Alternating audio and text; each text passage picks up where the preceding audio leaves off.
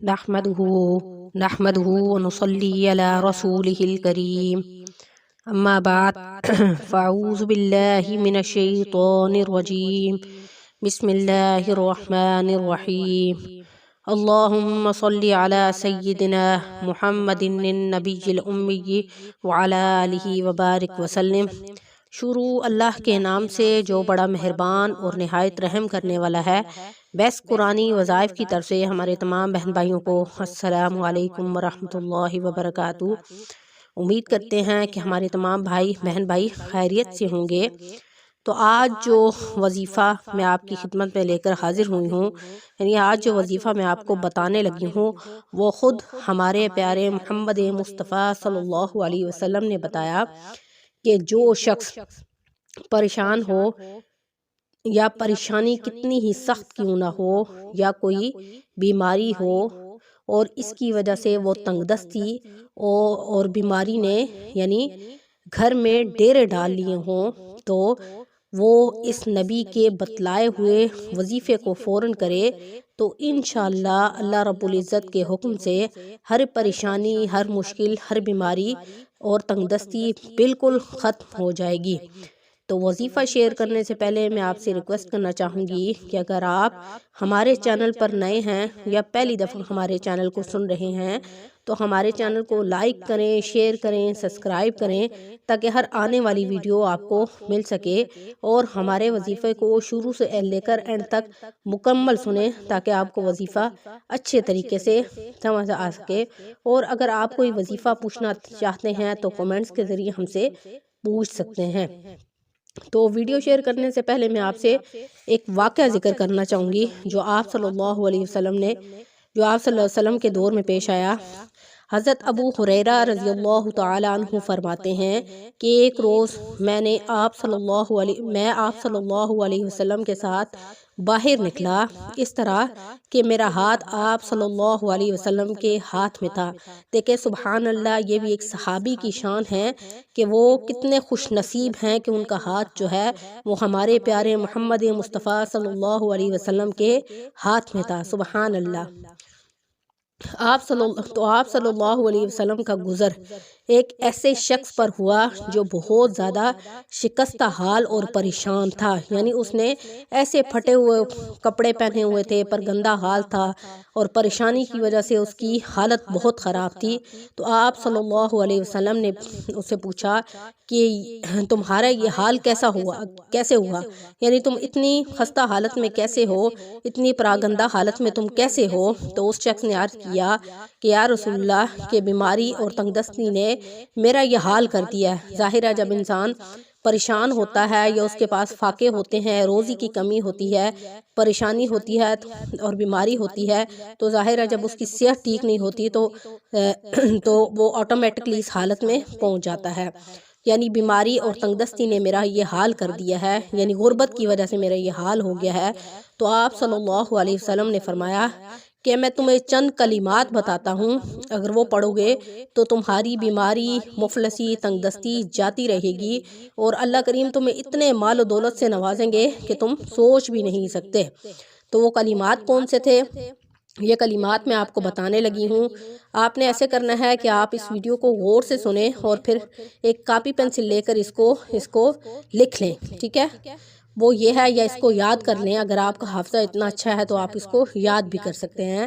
وہ یہ ہے، توکلت علی الحی الذی لا يموت الحمد للہ الذی لم يتخذ ولدا ولم یکن لہ شریک فی الملک وَلَمْ يَكُنْ لَهُ وَلِيٌّ مِّنَ الذُّلِّ وَكَبِّرْهُ تَكْبِيرًا۔ میں دوبارہ اس کو ریپیٹ کرتی ہوں، توکلت علی الحی الذی لا يموت الحمد للہ الذی لم يتخذ ولدا ولم یکن لہ شریک فی الملک وَلَمْ يَكُنْ لَهُ وَلِيٌّ مِّنَ الذُّلِّ وَكَبِّرْهُ تَكْبِيرًا۔ جن بہن بھائیوں کو یہ تھوڑا سا مشکل لگے تو آپ کاپی پینسل لے کے اس کو اچھے طریقے سے سنیں اور پھر اس کو لکھ لیں تاکہ آپ کو وظیفہ کرنے میں آسانی ہو۔ اس کا ترجمہ یہ ہے کہ میں اس زندہ ہستی پر بھروسہ کرتی ہوں جس پر کبھی موت طاری نہیں ہوگی۔ تمام خوبیاں اسی اللہ کے لیے ہیں جو نہ اولاد رکھتا ہے اور نہ کوئی اس کی سلطنت میں شریک ہے، نہ کمزوری کی وجہ سے اس کا کوئی مددگار ہے، اور اس کی خوبیاں بڑھائیاں بیان کیا کیجیے۔ تو کچھ عرصے بعد آپ صلی اللہ علیہ وسلم اس طرف تشریف لے گئے، یعنی اس علاقے کی طرف تشریف لے گئے، تو اس آدمی کو اچھے حال میں پایا، تو آپ صلی اللہ علیہ وسلم نے اس کو دیکھ کر خوشی کا اظہار فرمایا، اور آپ صلی اللہ علیہ وسلم نے عرض کیا اس آدمی سے کہ تمہارا یہ حال اچھا ہو گیا ہے، تو آپ صلی اللہ علیہ وسلم اس کے حالت کو دیکھ کے بہت خوش ہوئے، تو اس نے عرض کیا کہ یا رسول اللہ، جب سے آپ نے مجھے یہ کلمات بتلائے ہیں، میں پابندی سے ان کلمات کو پڑھتا ہوں، تو اللہ رب العزت نے مجھے خوشحال کر دیا ہے، میری بیماری، میری تنگ دستی، میری مفلسی، میری وہ حالت ساری کی ساری اچھی ہو گئی ہے۔ تو سبحان اللہ، آپ دیکھیے کتنا مجرب یہ وظیفہ ہے، کتنا کارآمد یہ وظیفہ ہے کہ اس کا کتنا جلدی اثر ہوا۔ تو آپ نے اس وظیفے کو کس طرح کرنا ہے؟ کوشش کریں کہ ایک تسبیح روزانہ اس عمل کی کریں، ٹھیک ہے؟ آپ نے روزانہ کسی نماز کے بعد کر سکتے ہیں، اگر نماز کے بعد آپ نہ کریں تو آپ ایک ٹائم کوئی مقرر کر لیں جس میں آپ روزانہ اس تسبیح کو کریں، اور تسبیح کو کرنے کے بعد آپ نے دعا بھی کرنی ہے، ٹھیک ہے؟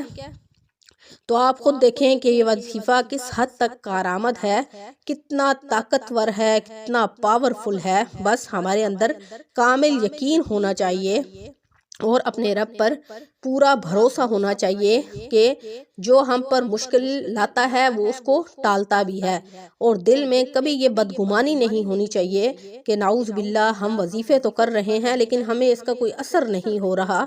بہت سارے بہن بھائی ایسے ہیں جو یہ سوچتے ہیں کہ ہم تو وظائف کر کر کے تھک گئے ہیں لیکن ہمارے وظائف کارآمد کیوں نہیں ہوتے؟ تو بھائی آپ اپنے اندر دیکھیں ایسی کون سی خامی ہے جس کی وجہ سے آپ کے وظائف قابل قبول نہیں ہو رہے یا آپ کی دعا قبول نہیں ہو رہی۔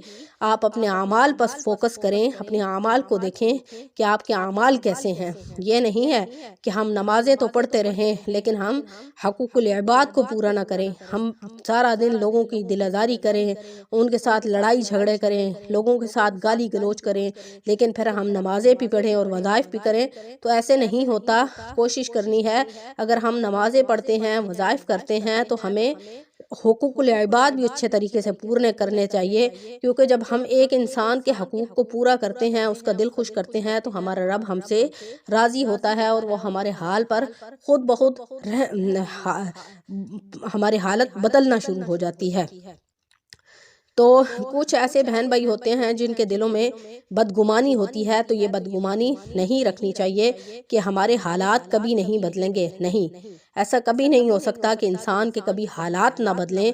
اگر آپ اپنے رب سے مانگیں گے تو وہ ضرور بضرور آپ کی دعا سنے گا، آپ کی التجا سنے گا، کیونکہ اس رب کی شان ہی یہی ہے کہ وہ اس سے مانگے۔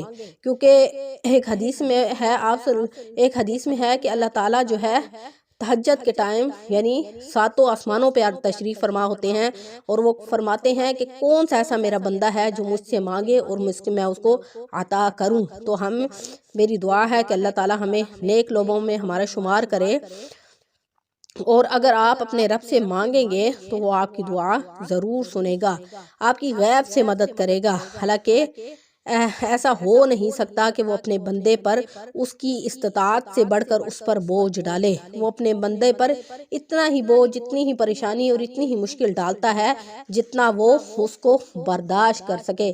جیسا کہ قرآن مجید کی ایک آیات مبارکہ ہے، لا یکلف اللہ نفسا الا وسعها، یعنی نہیں وہ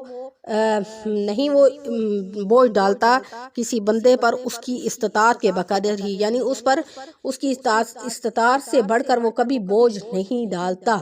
یعنی جتنی بندے کے اندر ہمت اور طاقت ہوتی ہے اتنی کسی تکلیف یا پریشانی کو برداشت کرنے کی، تو اللہ رب العزت اتنا ہی اس پر بوجھ ڈالتا ہے۔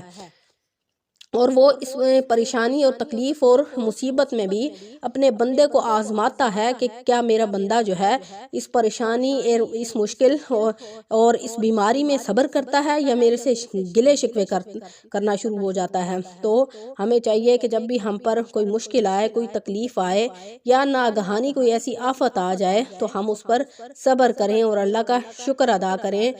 کچھ لوگ ایسے ہوتے ہیں جو اللہ سے گلے شکوے کرنا شروع ہو جاتے ہیں، حالانکہ دنیا میں جو بھی چیز ہے وہ اسی کی پیدا کردہ ہوئی ہے۔ اگر کوئی انسان ہے، کوئی چیز ہے، چونٹی ہے، غرض کہ ہر چیز اللہ کی پیدا کردہ ہوئی ہے۔